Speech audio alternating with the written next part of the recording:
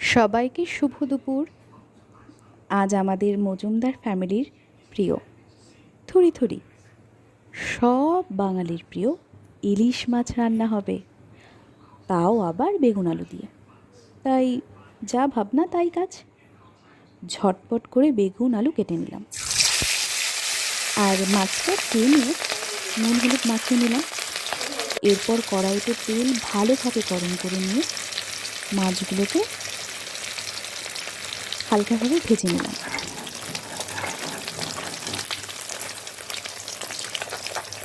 হালকাভাবে, খুব বেশি কড়া করে ভাজলাম না, তাহলে ইলিশ মাছের গন্ধটা থাকে না। এবং সেই তেলেই বেগুনগুলো দিয়ে দিলাম। বেশি সময় লাগবে না বেগুনগুলো ভাজতে, বেশ কড়া কড়া করে ভাজলে ভালো লাগবে।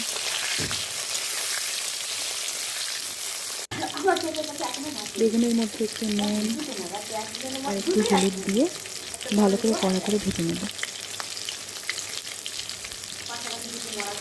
আমার ইলিশ মাছ, সর্ষে ইলিশ এবং বেগুন আলু দিয়ে ইলিশ মাছের ঝোল খুব ভালো লাগে, খুব টেস্টি হয়।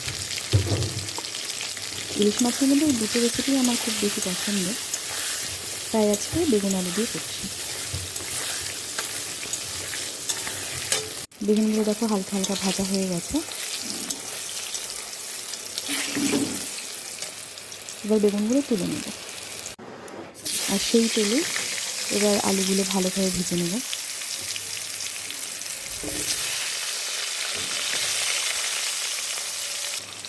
আলুর মধ্যে একটু নুন আর একটু হলুদ দিয়ে ভালোভাবে ভেজে নেব।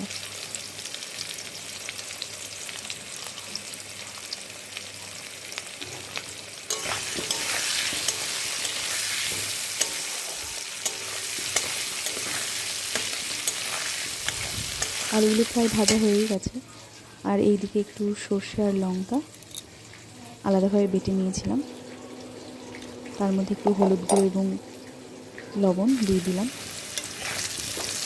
আলুগুলো ভাজা হয়ে গেছে, এবার আলুগুলো তুলে নেব। এই দেখো, আলু, বেগুন আর ইলিশ মাছ সুন্দর করে ভেজে তুলে রাখলাম।